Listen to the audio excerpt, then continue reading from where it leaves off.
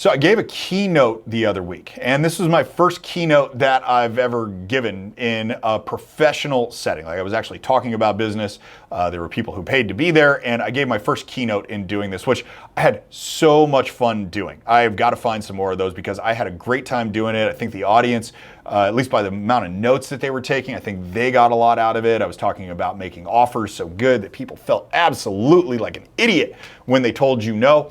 And I put frameworks together on all this stuff. And so I had a really good time doing it. But we had a Q&A panel afterwards. And so me and the 4 or 5 other speakers were sitting up there and the audience was asking us questions. And one of the things that they were talking about, the person that was asking the question I want to talk to you about, was they said, well, hey, we're sitting out here in this audience. You guys are sitting up there on that stage. And they felt like there was a divide, like there might be something different about us who were speaking versus them who were listening, which I fundamentally disagree with. I think we are all the same. We've all got the same type of opportunity. We've all got the same paths that we can walk.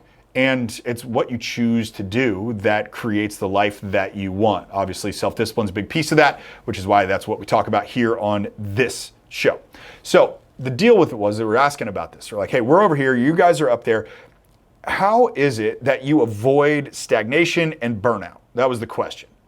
How do you avoid stagnation and burnout? Now, what I did when I spoke, and I think I was like the 3rd person to speak out of the 4 or 5 speakers that were up there that were talking about this and responding to this question, which I thought was an interesting question because there is a lot of burnout. There is a lot of stagnation. And my first response, my thought was like, dude, I've never had burnout. I've never been stagnant. But then I thought about it and it's like, no, wait a second, I sure have. I have. I'd be lying if I said that I never had burnout or stagnation because I've left jobs before. Like I left a pretty big boy job that paid me really, really well to go out on my own, not because I hated the company, but because I was burned out of doing it. And I also knew that there was something better for me if I would just have the balls to go out on my own, which by the way, it worked out. If you're somebody that right now is on the fence of going like, man, should I leave this super high paying job to go start on my own? Yes, you should, because you will do better than you did. Right now, it takes me about 2 months to make what I was making there in a year. It took me a while to get there. I had a lot of failure. I had to figure out a lot of things, but I still got to that stage. So the question is, how is it that I avoid stagnation and how I avoid burnout? And once I recognized I did it, I put together this little model earlier that just worked in this situation, which is what I want to share with you guys today. So I told them that it all comes down to a matter of decision making. That's what helps you avoid burnout. That's what helps you avoid stagnation. So I read somewhere that we've got, 4,000 decisions that we make every single day. And I have no idea if that's right or wrong, but let's just use that as our example for what goes down for the rest of this episode here. So when you've got a decision in front of you, there's really only 2 paths that you can walk. So if you've got a decision, and the first path that you can walk is the decision of comfort. So picture the decision on one side and a path leading down that leads you towards comfort. That is the easiest decision. That's the thing you feel most comfortable doing. That's why it's comfort. Let's say that this is getting takeout food again, or maybe it's delaying another day to launch your product, your service, your experience. We'll do that tomorrow. That's a decision that's made in comfort. Decision made in comfort is also, I'm going to stay in bed rather than get up when my alarm goes off, even if it goes off really early. That's a comfortable decision. It's the thing that comes easiest to you. The other thing, if we've got our decision over here and we've got our branch coming down, that is the decision of comfort. The other version that goes up is combat.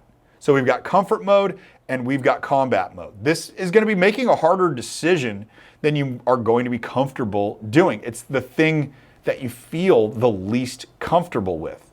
This could be waking up super early in the morning to get a jump on your day. Could be turning on your phone and going and doing a live stream video. This is the type of combat mode. Combat mode can also be, I'm going to shut out all the rest of the stuff that I feel like I have to do right now and I'm going to take 20 minutes to meditate. That can be a combat mode decision. It sounds all macho and everything, but there is combat that you need to go into when it comes to meditation. So you've got these 2 paths. You've got your decision, you've got the path leading down, that is comfort. You've got the path leading up, that is combat. And these are divergent paths. So you picture these 2 paths and they're going away from each other. Now here's the thing, each time you make a decision in what I call combat mode, you get a little bit better, right? You make a decision in combat mode, you follow along the top path. Each time what you're doing is you're elevating your standard of what's difficult for you. Because every time you do something hard, that hard thing becomes a little bit easier. Think about the first time you might have done 10 push-ups. That might have been hard. Then if you did 10 push-ups for 10 days, 10 push-ups would start feeling a lot easier. You elevate your standard for what is hard. The hard thing today is going to get easier for you. Let's take a look at the opposite side of this. Each time you pick a decision in comfort mode, you follow along the bottom of this path. So instead of going up, you're going down. Now, each time you distance yourself from the harder things that there are to do, then it's harder it is for you to accomplish something. It's the lowering of your ceiling over what is hard. Now, a good example of this is somebody who's chosen comfort, and let's say they've eaten like shit for the last 5 years. They go get takeout food all the time, they're eating sugar, they're eating salt, they're drinking alcohol all over the place, and now they're 70 pounds overweight.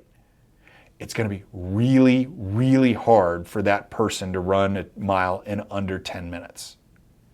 Contrast that to a person who'd made more decisions. Not every single decision, that's not what I'm talking about, made more decisions in combat mode than they made in comfort mode. This person who chose to eat well, and they've got a reasonably fit body because of that. Now, I don't even care if they've done anything physical. They haven't been a runner, they haven't lifted weights, they haven't done any of that. It's gonna be a hell of a lot easier for that person to run a mile in under 10 minutes than it is for the person who made decisions just surrounding food in comfort mode. That's the thing. There's a huge contrast between combat mode and comfort mode. Now, the craziest part about this is that if we pictured a timeline underneath all of our decisions, the decisions we make in comfort mode, the decisions we make in combat mode, and it arcs out over a period of time, the wider the gap becomes between the version of you that chose combat and the version of you that chose comfort. And it makes it much harder to go either way. It's much harder to get back into shape if you're 70 pounds, 100 pounds overweight. If you're obese, it's really tough to come back and be fit like you want to be fit. It's way hard to do. It's also really hard to go the opposite direction. It's really hard to get unfit. So a great example of this is, let's say that there is a very fit person gets in a car accident. Their level of fitness is going to knock them back, but it's not going to knock them back as far as it would have if they were obese and unhealthy inside of that. And I'm sure I'm offending some people when I say the word obese, but I don't care. It is. It's a thing. You can be obese. And yeah, it's bad. You should not be obese. There, I said it. The thing about it is, guys, is that the more decisions that you make in combat mode, the better your life becomes. The harder you do things right now, the harder things you pick to do, the higher or the lower the level of difficulty is going to be for you in just about everything else. It's easy to do the easy thing, which is why you have so many people that don't get what they want, because the easy thing is the easy thing for a reason. Pick the thing that's going to be a little bit harder. When you pick the thing that's going to be a little bit harder, I promise you that it's going to elevate your entire game. All right, what is it that you need to do? Maybe it's about making the decisions. So let me share with you my guideline for making decisions, and it's super simple. Get out a pencil or a pen or make a note on your phone. I don't really care where you do it. It's super simple. When I don't want to do something, that's the thing that I do. This goes for every area of my life. When I don't want to get up at 4:35 in the morning and go to the gym at 5 o'clock, which is often, that's exactly what I do. When I don't want to turn on my phone and go live, that's exactly what I do. When I don't feel like I've got a story or a lesson or anything for a podcast, then I turn on the microphone, I turn on the camera, and we do a podcast. When I feel like I don't want to meditate, that's exactly what I do. When I feel like when I get home after a day where it's just been war at work and I don't want to connect with my family, that's exactly what I do.